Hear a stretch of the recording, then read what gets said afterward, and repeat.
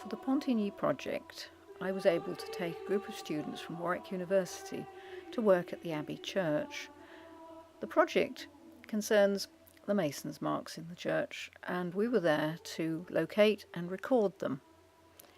The reason behind the student involvement was that it provided an opportunity for students to do some research while still at undergraduate level, supported by funding from the University of Warwick. It was to give them hands-on experience of a research project in which they'd be fully involved.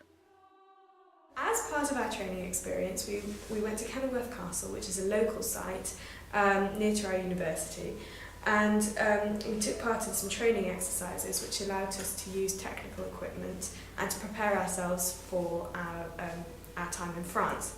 We were involved in finding and recording masons' marks, in making scale drawings of Masonic drawings on the walls, and we were able to use laser technology to take measurements.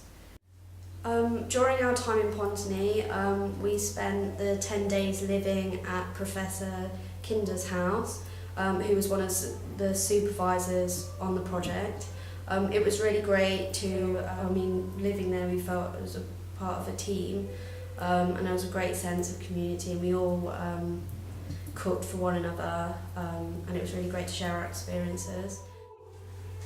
Whilst at Pontigny, I was also able to undertake my own personal research, in which I studied the tomb of St Edmund of Abingdon, and through this I managed to obtain a dissertation.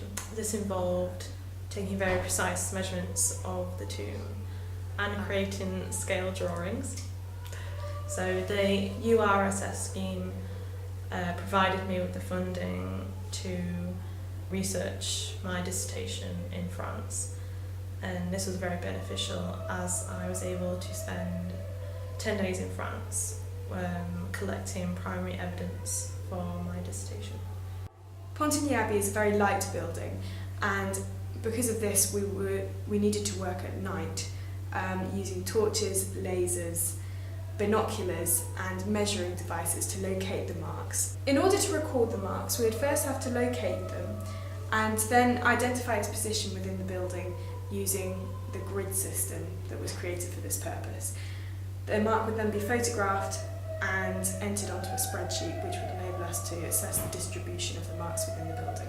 Recording and scale drawing were particularly useful to me because they turned out to be very relevant to my dissertation, which was looking at Masonic drawings on the walls and recording them.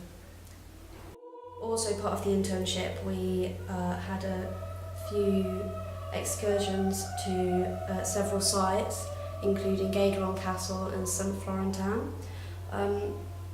and this was greatly beneficial to the work we were doing out in Pontigny. Gadelon is a medieval castle that's currently being constructed using medieval methods. So we were able to see masons working on the site, which gave us a great insight into how masons at Pontigny might have worked, the sort of procedures and processes they would have used to mark the stones. The project was very successful. The students were engaged from the very start, and we got a great deal of work done. And I think this has demonstrated the benefits of involving undergraduate students at this stage. It also benefited them enormously, I'm sure. And at the end of the day, we've got a great deal of the building covered, and this gives us a lot of ideas for the future.